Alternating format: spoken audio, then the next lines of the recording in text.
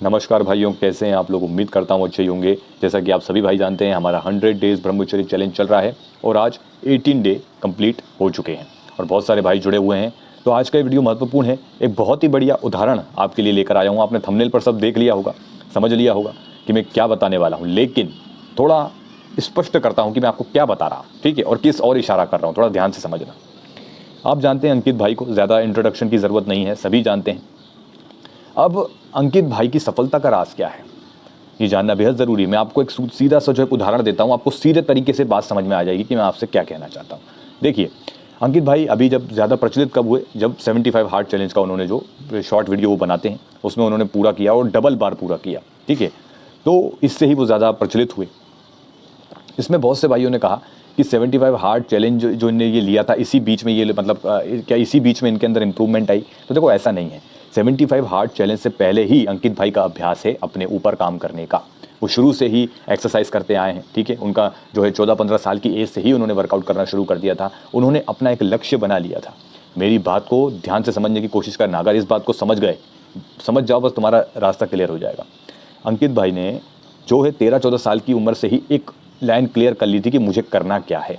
उन्हें ये नहीं पता था कि 75 हार्ड चैलेंज आएगा तो मैं प्रचलित होऊंगा, नहीं। उनका एक लक्ष्य था कि हमारे भारत के लिए हमें कुछ करके दिखाना है, मुझे पहलवानी के क्षेत्र में कुछ करके दिखाना है। मेरी बात समझ में आ रही है, ठीक है। अब उन्होंने इस चीज़ की प्रैक्टिस करी, ठीक है, प्रैक्टिस करी हुई है, तो इस चीज़ को उनके लिए करना आसान है। देखो, अभ्यास जब अच्छी चीज़ का हो जाता है तो व्यक्ति उस चीज़ को एक मतलब क्लियर तरीके से उसको कर पाता है, ठीक है ना, जिसका अभ्यास बन चुका होता है।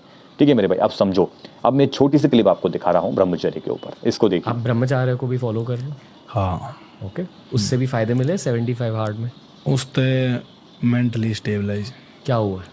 मतलब वो है आप अपना ध्यान एक तरीके रख सको उस चीज़ तक, क्योंकि ब्रह्मचारी ने लेके जो करे बहुत 1% यह चीज़ हो सके कि भाई आपकी बॉडी पे कोई इफेक्ट ना पड़े उस चीज़ का, पर आप मेंटली बहुत ज़्यादा कमज़ोर होते चले जाओगे उस चीज़ पे, क्योंकि वो एक लत है। सब ने मेरा उस चीज़। तो मेरे भाई, क्या समझ में आया इस वीडियो को देख के। इनसे सवाल पूछा गया कि आप ब्रह्मचर्य फॉलो करते हो, तो उन्होंने सीधा स्पष्ट उत्तर दिया, हाँ मैं इसको फॉलो करता हूँ और ये ज़रूरी है। बहुत से इन्फ्लुएंसर और बहुत से लोग ऐसी गलत राय देते हैं कि इसकी ब्रह्मचर्य नाश से कुछ नहीं होता, ठीक है, आप कर सकते हो, ये तो नॉर्मल है। लेकिन देखो, अब इस चीज़ को क्लियर तरीके से समझो। जब व्यक्ति के पास एक लक्ष्य होता है, ठीक है, उसने ब्रह्मचर्य को धारण कर लिया, अब ब्रह्मचर्य की ऊर्जा स्वतः ही उसकी मदद करती है आगे बढ़ने में। ये मैं आपको हमेशा से समझाता आया हूँ और आज और थोड़ा क्लियर तरीके से आपको समझा देता हूँ, ठीक है। अंकित भाई ने अपना एक लक्ष्य बना लिया, वो उस पर लगन से लगे रहे, ठीक।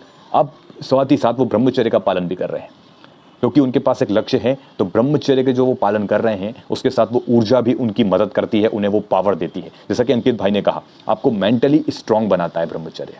मेरी बात को ध्यान से समझना। और ब्रह्मचर्य तन से ज़्यादा मन पर केंद्रित है। मेरी बात समझ में आ रही है भाई।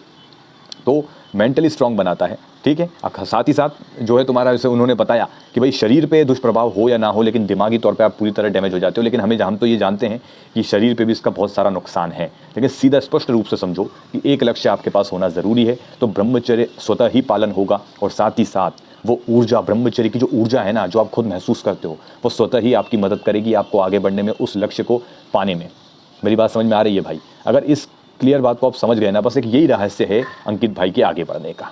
वरना आप खुद ही सोचिए, आजकल सोशल मीडिया पे गलत लोगों को कितना प्रोत्साहन मिलता है, आगे बढ़ाया जाता है कि यूथ उसको देख के गलत ही सीख रहा है। लेकिन अंकित भाई ने लोगों को बहुत अच्छा मोटिवेशन दिया। मैं यहाँ पे किसी का कोई प्रचार नहीं कर रहा हूँ, ठीक है, और मैं कोई होता भी नहीं किसी का प्रचार करने वाला। मैं बस रियलिटी आपको बता रहा हूँ मेरे भाई, जो सच्चाई है, ठीक है। वो सच्चाई ये कि पहली बार सोशल मीडिया ने किसी सही इंसान को आगे बढ़ाया है, जो कि अच्छी बात है। बाकी अब इससे आपको बस यही सीखना है। देखो, बहुत सारे भाई 75 हार्ड चैलेंज की जो है पालन जो है कर रहे हैं, लेकिन वो ब्रह्मचर्य का पालन नहीं करते, और यही एक वजह है कि वो विफल हो जाते हैं।